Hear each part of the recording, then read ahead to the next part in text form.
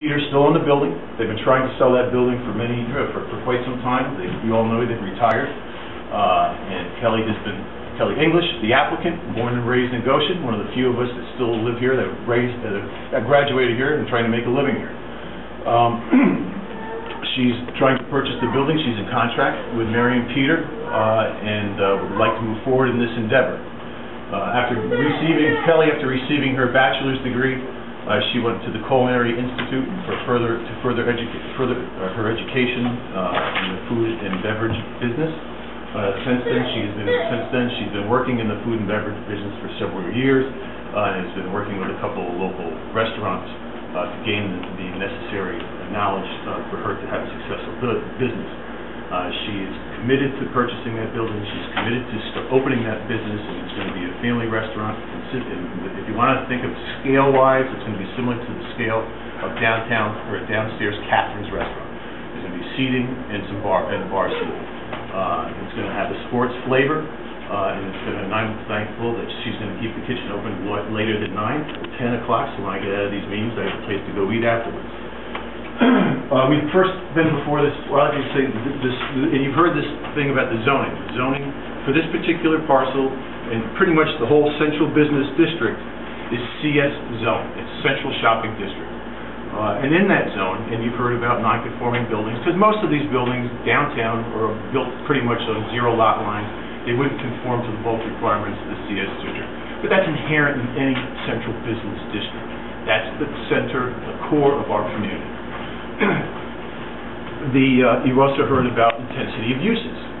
One of the things that they asked us to do is evaluate our proposed use to the uses that were there on March 9th, 1998. And I'm going to get into that a little bit later, but we've done that. We initially were here, as I said, our first meeting was in March of 2010. And prior to that, we're also, being in the CS district, we're also what's called the ADD district, which is the Architectural Design District. Parts of the Central Business District are what's called an overlay zone, and they're subject to review by the village's consulting architect for compliance with ADD requirements. We've had the architect for the village review the application, we've had the engineer review the application, we've had the attorney review the application, and we've had these very experienced planning board members review the application. At our first meeting, one of the things that we identified, and the planning board identified, and Michael prepared a letter regarding the nonconformity and the intensity of use. So one of the things that they asked us to do is to go out and prepare this analysis, resubmit it for the April meeting, and to discuss it with regards to compliance, non-compliance, and the necessity to go through the site planning process. At the same time, we received a memo, as the village does when they get an application.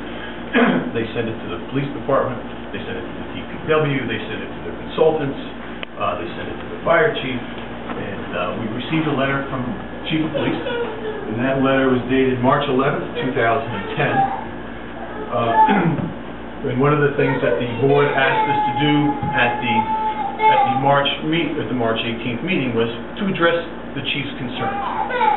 So, and I'll get to those in a minute. We also met prior to the 18th meeting, Weldon Apt. Weldon Apt is the architect for the ADD district. In the village's file is a letter of approval of our proposed site plan, which I'll talk to in a little bit, approving the site plan components of the plan. We will come back during the building permit process, and he'll have an opportunity to review the building elevations and those types of things that have to do with the ADD, but that's at building permit process, not during the planning process.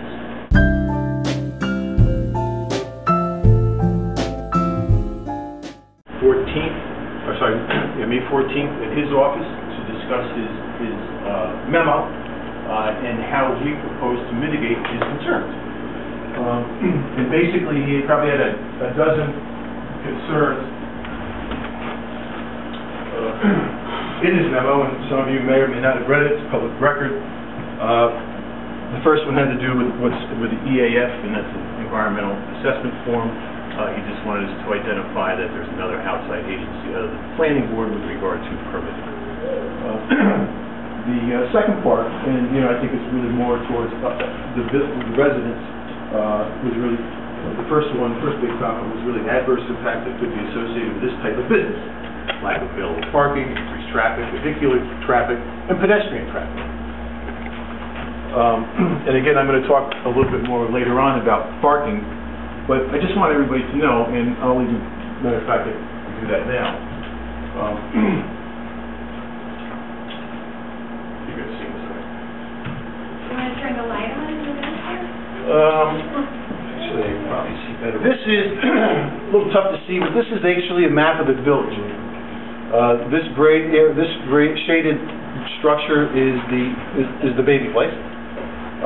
Here's South Church Street, North Church Street, Main Street. Here's the center of town, Monument Square, and then West Main Street going out that way. This is what I call our central business district. The CS district goes beyond this, but this is really the core of our central business district. In this area, there's 500 paid public parking spaces, either parking lots or metered parking. 500 spaces. That doesn't include private parking. It doesn't include Berkshire Bank. It doesn't include, Ray's stuff. It doesn't include Quick Stop's parking. It doesn't include, any of the bank's parking lots. This is public parking lots, public spaces in the central business district. It also doesn't include non-metered parking. For example, North Church Street. There's no meters on North Church Street. You can park there for free. You can park on one side of West Street. You can park on pretty much any street in the village of Goshen, if it's a village, or maybe restricted to one side or another. But there's also another 100 spaces that are what we call quasi parking spaces, which is Berkshire Bank does parks that like a Saturday if you're using the trail, you can park your car there and you won't get in trouble. So there's a lot of parking in the village of Goshen. Matter of fact, for the past week, I've been driving these streets at different times. Today, for example, there was at 12:20 there was not one car parked on Canal Street. Not one. There wasn't one at 5:20 last night, the height of the dinner season either. And there were no cars parked on North Church Street. In this parking lot right here, there's 69 parking spaces. It's a municipal parking lot, 100 and some feet away from this structure. And at 12:20 today, about 25% of it was filled up. And the majority of those were way down on the end because the DPW building is at the end of this parking lot. So there was probably 40 available spaces in that parking lot alone, not to mention Canal Street, North Church Street. So you'll see in our analysis that there is parking, and we've looked at parking for every applicant that we've been before this board for over 20 years. So here we are. So we met with the chief. So one of the things that his concern was parking. And again, this is the central business district. Nobody has parking downtown. There are very few people have parking downtown. It's inherent in the central business district in any community, whether it's Goshen or whether it's the village of Florida or the village of Warwick. It's just the way it is. That's the village. So, and we also show that our proposal will not increase the demand of parking from the uses that were in existence on March 9th, 1998. The second one was increased traffic. Again, I'll go into the analysis, but real quick, I just displayed to the chief, based on Institute of Traffic Engineers, that the actual proposed use will have a little bit less traffic, not much, I think 6 or 7 trips, than what was previously in 1998. And then, with regard to pedestrian traffic, to me, being a member of this village, I can't think of a better thing to have happen to a village but have pedestrian traffic. Think of all the initiatives that the Chamber of Commerce has started, the Farmers Market, the St. Patty's Day Parade, the Great American Weekend we just experienced. That's all to get pedestrians downtown. Why? So our business will be successful. We'll continue to employ our residents. We'll continue to be able to pay taxes. So we've discussed this with the chief, and and I'll get to his responses later. The other one was with regard to the increase of noise and increased litter. With regard to noise, just a little bit about the site. What you're looking at right now, this brown area is the footwork. This is a plan view of the site. And again, the property line is pretty much the building outline.